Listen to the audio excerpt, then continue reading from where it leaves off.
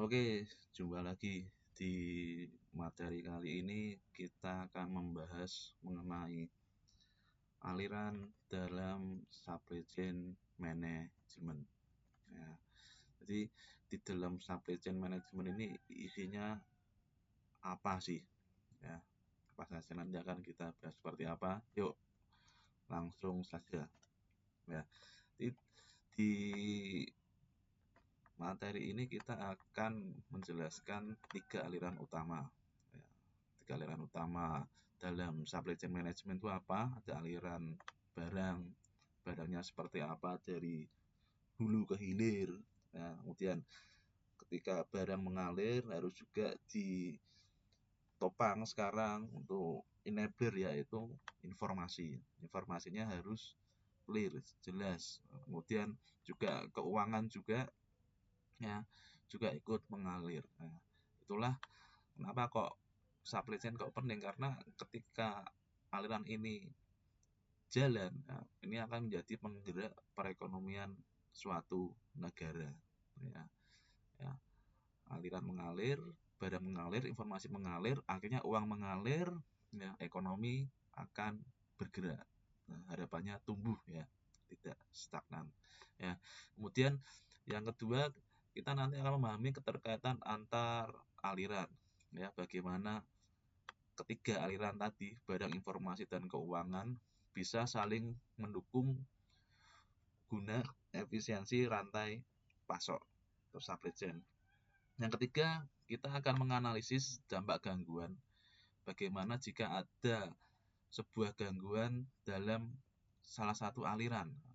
Ini akan berdampak pada keseluruhan sistem. Nah, kemudian menghubungkan dengan teknologi. Ya, zaman sudah berkembang, mau tidak mau kita harus memanfaatkan teknologi supaya menjadi driven, ya, menjadi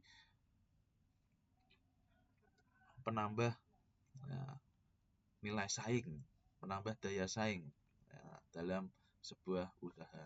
Ya, oke, 3 pilar utama seperti yang sudah saya sampaikan tadi, ya, ada material, informasi, dan finansial. Material jelas ya, berbicara mengenai perpindahan barang fisik dari supplier hingga konsumen akhir. Kemudian informasi flow berbicara pertukaran data dan informasi dua arah, ya, dua arah. Nah, misalkan dari supplier ke dari produsen dulu ya, dari pabrik ke agen misalkan, berarti kan ada pertukaran dua arah ya.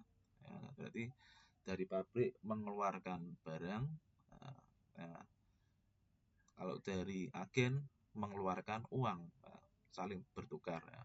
Barang ditukar dengan uang, misalkan dalam usaha dagang. Nah, kemudian financial flow, nah, ini berbicara mengenai aliran pembayaran. Ya, ketika bertukar barang dengan informasi, bertukar barang tadi bertukar dengan uang, ya, dengan uang. Ya, medianya apa? Pembayarannya melalui apa? Apakah cash keras atau utang, kredit, atau transaksi yang lain, ya. Atau misalkan menggunakan model titip jual, ini harus dibicarakan. Kemudian kita membahas mengenai yang pertama lebih detail mengenai material flow ya, atau aliran barang. Ya. Di aliran barang ini ada apa sih? Oh, ada bahan baku. Ya. Bahan baku dari supplier ya, ke produsen. Ya. Produsen itu pabrik ya berarti ya, pabrik. Nah, jadi di pabrik dilakukan apa? Proses manufaktur, assembly, proses perakitan. Jadi menjadi misalkan jadi produk setengah jadi. Nah, kemudian dari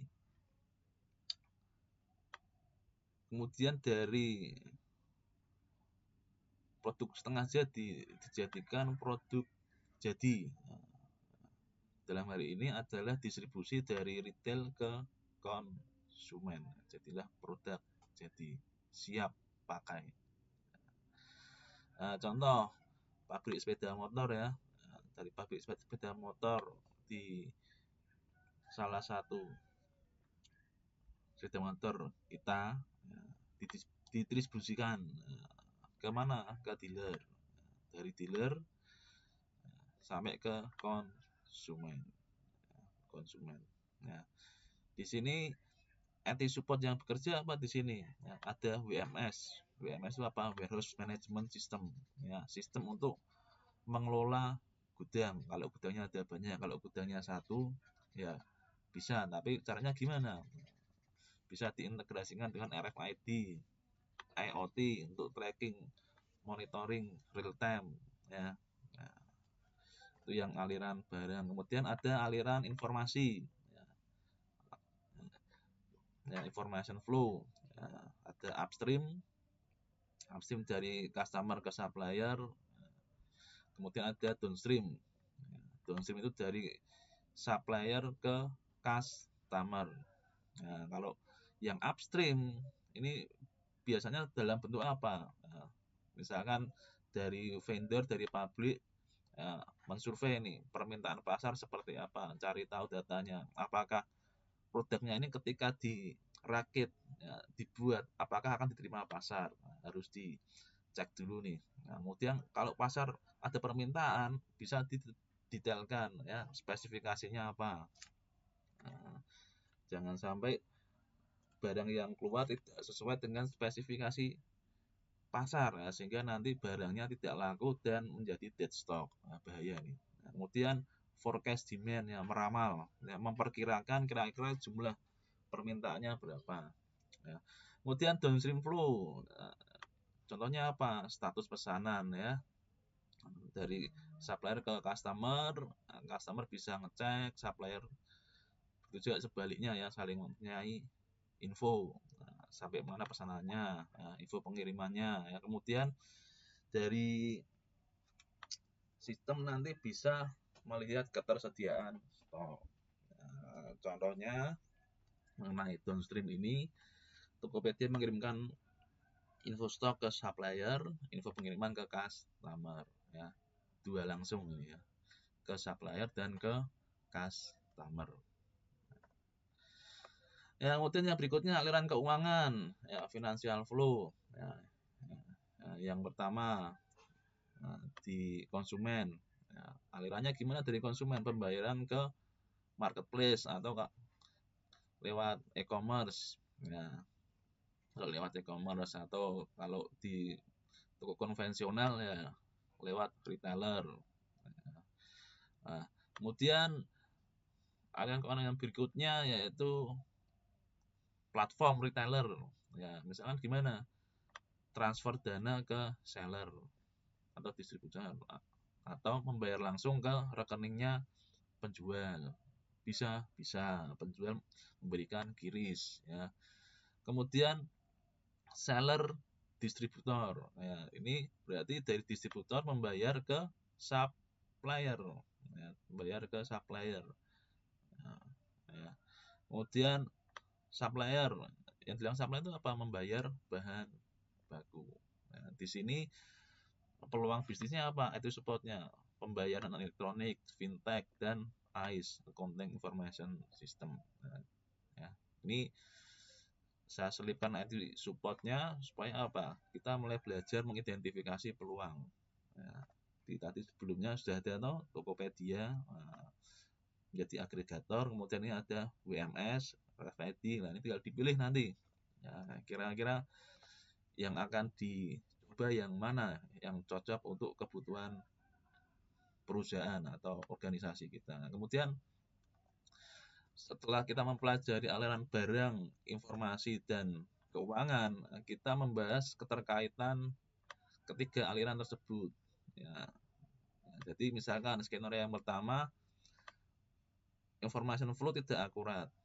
Ya, berarti yang di barang di fisik dan di sistem berbeda, atau informasi barang di produsen, distributor dengan yang di customer berbeda. Ya, Nah, nah, ini bahaya karena inilah nanti yang akan terjadi yang dinamakan bullwhip effect, ya. Ya, bullwhip effect itu apa? Jadi data di stok salah, tidak sesuai. Ini ya bullwhip effect. Ini seperti cambuk sapi. Cambuk sapi itu gimana? Misalkan ada perubahan kecil di tingkat konsumen, ya, perubahan kecil di salah satu aktornya itu akan mempunyai dampak ke yang lain, ya, ke dampak yang lain. Jadi harus diperhatikan, harus sinkron ya ini ya. Nah, jadi kalau supply chain-nya ingin lancar, tidak ada kendala, ya jangan sampai terjadi bullwhip effect. Nah, kemudian skenario 2, gangguan pembayaran. Ya, barang sampai tapi payment gateway error. Ya, barang sampai tapi pembayaran error. Ya, itu kalau misalkan COD bagaimana itu? COD kurirnya sudah datang bayar, waktu pembayaran melewat aplikasi tidak berjalan. Ya, ya.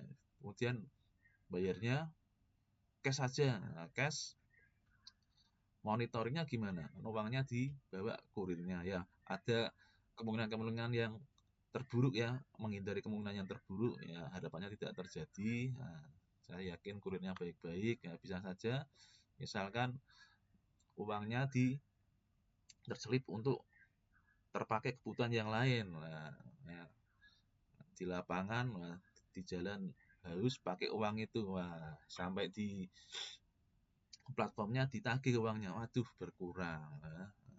Hati-hati ya. Jadi untuk meminimalisir, ya bisa dipikirkan skema pembayarannya bagaimana, flow paymentnya. Kemudian delay informasi. Ya, jadi info permintaan terlambat akan terjadi kelebihan stok atau stok tidak ada di gudang. Nah, ini nanti ada ilmunya supaya mengendalikan ini. Nah, ilmunya ada nih. Semoga kita sampai ya membahas ilmunya untuk mengantisipasi hal tersebut.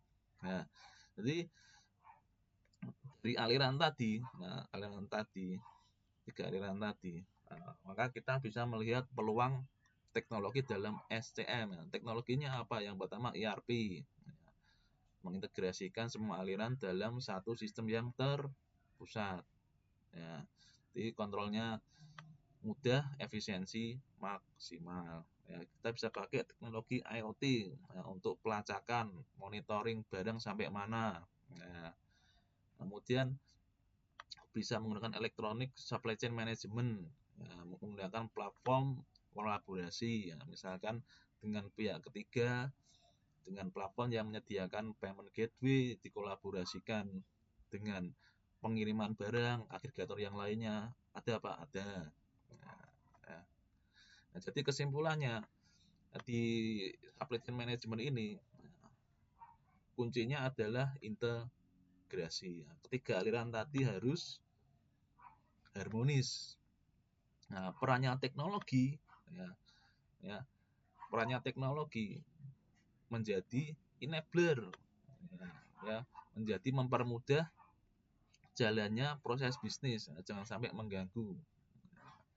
Tadi alatnya menggunakan apa? ERP, IoT dan Electronic Supply Chain Management.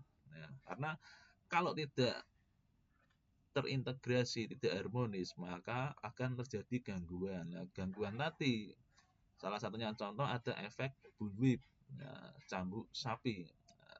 Efek terhadap satu aktor akan berdampak terhadap aktor yang lain, ya, sehingga mempengaruhi supply chain keseluruhan. Ya, mungkin gitu untuk materi kali ini. Kurang lebihnya mohon maaf. Kalau ada yang mau tanyakan bisa ditulis di kolom komentar. Saya akhiri, jangan lupa untuk happy coding.